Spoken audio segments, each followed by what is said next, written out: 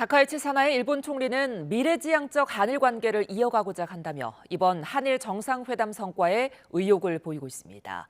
일본 언론들은 일본이 이번 회담에서 중일 관계 악화 속에 한국의 협력을 최대한 이끌어내는 데 힘을 쏟을 거로 보인다고 전했는데요. 일본 현지 연결합니다. 김세호 특파원.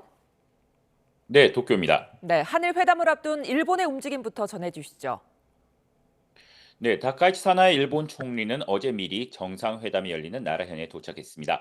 취임 후 처음으로 자신의 고향인 나라현을 찾은 다카이치 총리는 정상회담 준비 상황을 점검하며 공을 들이는 모습입니다. 다카이치 총리는 자신의 SNS에 1500년 이상의 역사, 1300년 이상의 역사를 자랑하는 나라현에서 오랜 세월 일본과 한반도의 문화 교류를 되돌아보면서 셔틀 외교의 착실한 실행으로 미래지향적 한일 관계의 발걸음을 이어가고자 한다고 밝혔습니다. 네, 일본 언론들도 이번 한일 정상회담 내용을 주의 깊게 지켜보고 있을 텐데 일본 언론들은 어떤 반응 보이고 있습니까? 네, 우선 일본 주요 방송사들은 이재명 대통령의 방위를 낮 시간대 주요 첫 뉴스로 다루고 있습니다. 특히 일본 공영방송인 NHK는 어젯밤 9시 톱 뉴스로 이재명 대통령과의 인터뷰 내용을 15분 동안 편성해 내보냈습니다. NHK는 이 대통령이 과거를 직시하되 협력할 부분은 협력하며 한일이 미래로 나가야 한다는 발언을 조명하면서 동북아 지역에서의 안보와 경제, 과거사 문제 등에 대한 이 대통령의 생각을 전했습니다. 일본 언론들이 특히 관심을 갖는 부분은 중일 관계 악화 속에 어떻게 한국의 협조를 최대한 얻어내느냐입니다.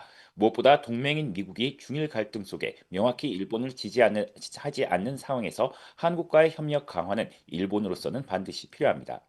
일본 정부는 최근 중국이 타이완 문제를 놓고 일본에는 압박 수위를 높이는 반면 한국에는 한중 정상회담을 계기로 유화적인 분위기를 이어가고 있는 점에 촉각을 곤두세우고 있습니다. 일본 언론들은 중국의 이 같은 행보가 한일 간 밀착을 견제하려는 의도로 보고 있습니다. 일본 정부는 이 대통령이 한중 정상회담에서 중일 갈등과 관련해 중립적인 자세를 유지하고 있는 데 대해서는 평가하는 것으로 알려졌습니다.